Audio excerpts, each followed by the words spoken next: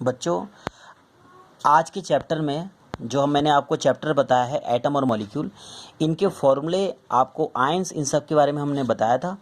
आज हम जो कंपाउंड्स होते हैं उनके फॉर्मूले लिखना सीखेंगे। यानी कि अगर आपको कोई कंपाउंड का नाम पता है तो उससे हम फॉर्मूले कैसे निकालते हैं, इसको निकालना मैं आपको बताऊंगा।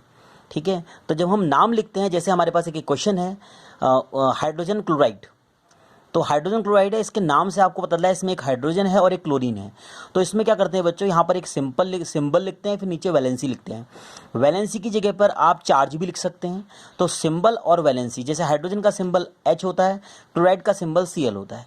नीचे इनकी वैलेंसी लिखी जाती है। हाइड्रोजन की वैलेंसी 1 होती है, Cl की वैलेंसी भी 1 होती है। अगर आप ये वैलेंसीज आपको बताने के लिए मैंने आपको एक टेबल बताई थी, वो टेबल मैंने आपको नोट करवाई थी कॉपी में। अगर आपको किसी को नहीं पता है तो ध्यान रखिएगा, ये एक हमने टेबल पढ़ी थी। ये देखिए, ये यहाँ पर some common sample and polyatomic ions, इसमें अगर आप देखें तो इसमें ये जो चार्ज लिखा है बच्चों, इसके ऊपर जो चार्ज लिखा है इसी को हम वैलेंसी भी कहते हैं। आप इस वैलेंसी के हिसाब से, जैसे सोडियम है इसके ऊपर 1 लिखा है, इसी तरीके जैसे यहाँ पर क्लोराइड है, इसके ऊपर बच्चों ये Cl के ऊपर एक नेगेटिव चार्ज लिखा हुआ है, यहाँ पर एक नेगेटिव चार्ज बना हुआ है, ये 1, तो 1 है तो इसलिए हमने 1 लिखा हुआ है। तो यहाँ पर बेटा हमने इसी तरीके से बच्चों हमने हाइड्रोजन की वैलेंसी उसमें से देख के लिखी है, क्लोरीन की इसकी वैलेंसी देख के लिखी है। उसके बाद हम इसको क्रॉस मल्टीप्लाई करते हैं। H1 है तो 1 को लिखा नहीं जाता, उसका मतलब 1 ही है तो 1 आया, ऐसे Cl आया तो बन गया बच्चों HCl।